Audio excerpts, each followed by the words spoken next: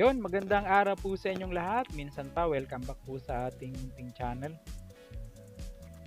Nagkaroon po tayo ng pagkakataon na makabiyahe dito sa South Luzon Expressway upang ma-update po natin sa inyo itong mga development po dito ngayong pong araw ng Sabado, ika-26 sa buwan ng Hulyo 2025. Oras na po natin, alas 9:05 ng maganda at makulimlim na umaga. Umpisahan po natin itong ating ibabahagi sa inyo dito po sa kilometer 44. Mapansin nyo, dito po yan sa magkatapat na Petron gasoline station, both north and southbound dito po sa kahabaan ng South Luzon Expressway.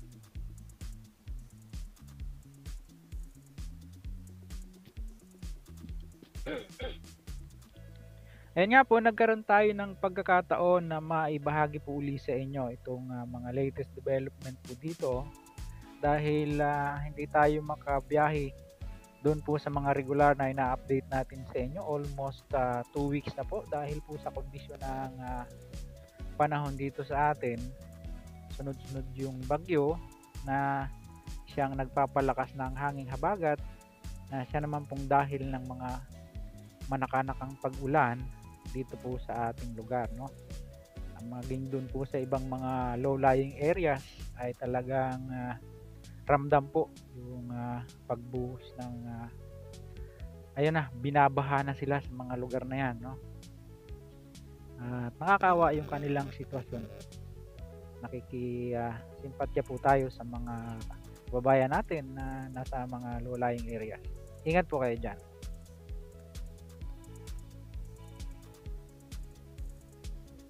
Approaching po tayo dito sa dating toll plaza. Ito yung pinakamalaking toll plaza dati dito.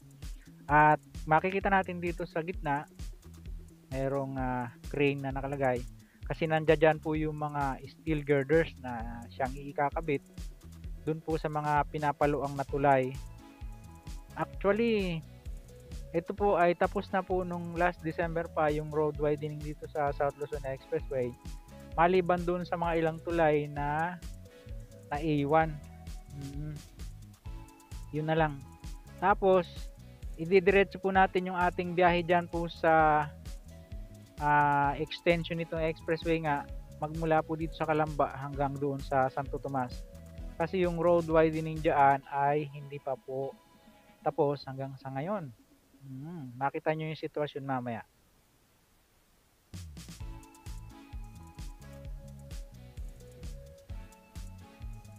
Naalala ko po kasi may nag-comment sa atin, tinatanong niya kung tapos na raw yung road widening dito sa South Luzon Expressway. Anyway, ang binabagtas po pala natin ay southbound. Papunta po tayo ng Lipa diyan sa Batangas. Kaya nagkaroon tayo ng pagkakataon na makuhanan po ito ng video para ma-share po sa inyo. At maging aware po tayo kung tayo po ay biyahe dito sa South Luzon Expressway.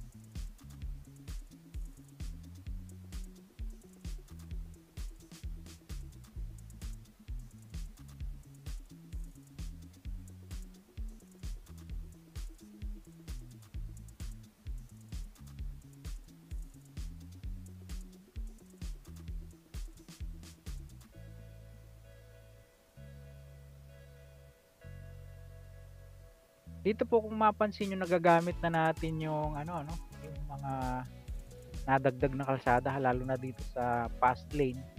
Saka doon po sa outermost lane, yung sa pinaka dulo sa kanan, yan. Then approaching po tayo dito sa pinakamahabang tulay dito po sa South Luzon Expressway. Ito pong tulay ng Calamba, ayan, no? Kaya siguro ang haba ng girders na nakita natin doon, siguro dito yan ilalagay. Sa mga pupunta po ng Turbina, ng Real, at saka ng Milagrosa, ayan, dyan po dapat kayo mag-exit. Pero tayo, dahil pupunta nga po tayo ng Lipa, ay didiretso po tayo dito sa parang extension nitong expressway, no? Ito pong yung dating may bayad na 25 pesos. mula dito sa Calamba hanggang dun sa Santo Tomas. At dito mapansin po natin diyan sa una-unahan ng konti ay may sementado ng kalsada dito sa kanan, ano? Yan. Medyo umambon na nga po. Ganyan kasi yung panahon dito sa atin. Kaya hindi po tayo makakuha ng aerial shot dahil bigla-bigla ay bumubuhos ang ulan. Delikado po sa ating drone. At isa pa po itong tulay na ito na pinapaluang din, ayan, no? At mayroon tayong nakitang gumagawa diyan sa bandang kanan, ano?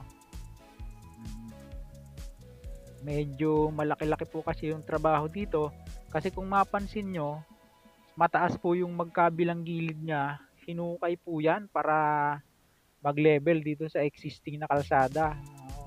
At unfortunately, dito nga po nagkakaroon ng pagbagal kasi sa ngayon po ay 2 lanes pa lang yung na-utilize, tapos yung pinakang kanan niya ay malubak na talaga.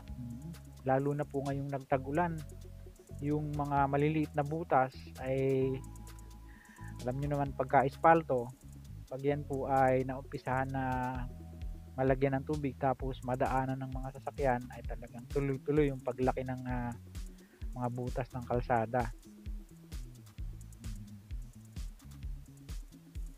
So yun po yung sitwasyon dito mga kabayan. Pagka minamalas-malas ay talagang tukod ang traffic dito. Pero ngayon po ay moving naman siya. At meron lang pong ang alam ko yung sa bahagi ng northbound, diyan po nagkakaroon ng talagang minsan ay tukod, no? Pagka pabalik kayo ng Manila. Lalo na pagka hapon na o yung rush hour na. But anyway, yun naman po ay napagtsatsaga natin dahil pag yan po ay natapos yung ginagawang widening dito ay tayo rin naman po ang mostly makikinabang or magiginhawahan sa biyahe dito nga sa ginagawang road widening project ng San Miguel Corporation dito po sa South Luzon Expressway. Ito na po yung sinasabi ko sa inyo, medyo bumagal na yung daloy, di ba? Mostly ganyan naman po. Umuusad naman siya.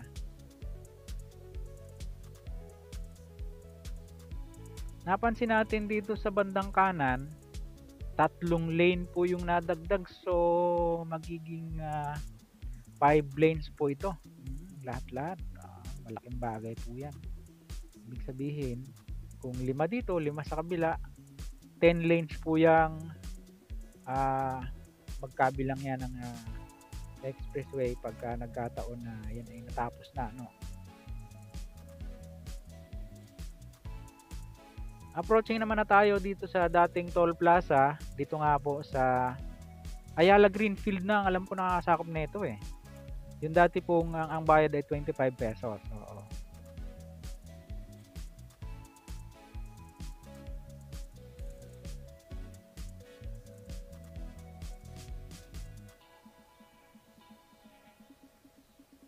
Dito sementado na rin po yung right side niya.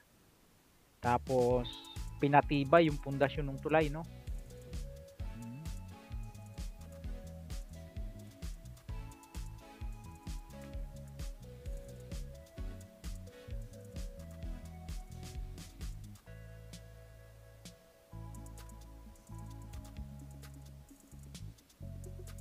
At dito naman po sa bahaging ito ay nagkakaroon po uli ng bahagyang pagbagal kasi approaching naman na tayo doon sa interchange ng SLEX TR4 dito po sa bahagi ng barangay sa Imsim na po ata ito ng Calamba, pero ito pong interchange na ito ng SLEX TR4 ay tatawaging Santo Tomas Interchange ng SLEX TR4. Opo. Isa po yan sa mga ina-update natin sa inyo.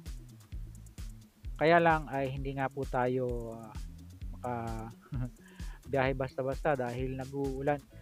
Huwag po kayo mag-alala at pag gumanda ang panahon, isa-isahin po uli natin yan at aalamin natin yung mga bagong development, lalo na po itong interchange bridge dito. Nakita natin ay meron na po siyang parapet wall, yata ang tawag nila dyan. Tapos dito ay hindi na po pinadaanan yung second lane kasi ang lalaki ng butas, lalalim. Kaya mapansin nyo, isang lane na lang, tapos dun sa kanan, kaya nagkakaroon po ng pagbagal dito sa area na ito. Ito na po yung interchange bridge ng SLEX DR4 dito. Isa po yan sa babalikan natin pag gumanda-ganda ang panahon.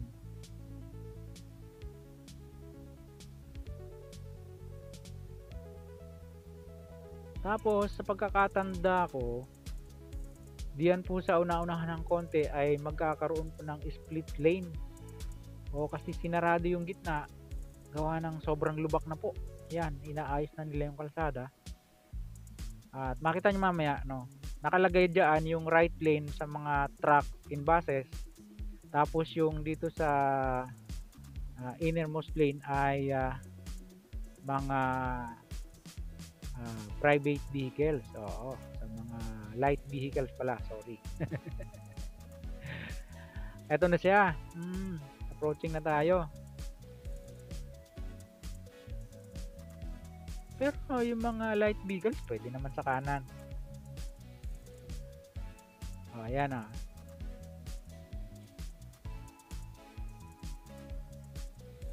medyo maambun-ambun na.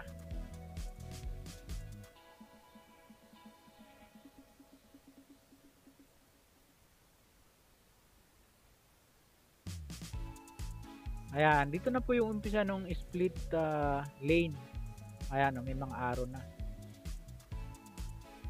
Tayo, diretso lang natin dito dahil for light vehicles po itong sa left lane, yung innermost lane nga. Balik trabaho yung ating mga kababayan dahil gumanda-ganda yung panahon. Isa po yan sa mga binabanggit natin ng mga nakakaraan sa ating mga vlog, na pagka po nagtatag-ulan, talagang tenga yung trabaho sa ganitong klase ng mga infrastructure, dahil nandito sila sa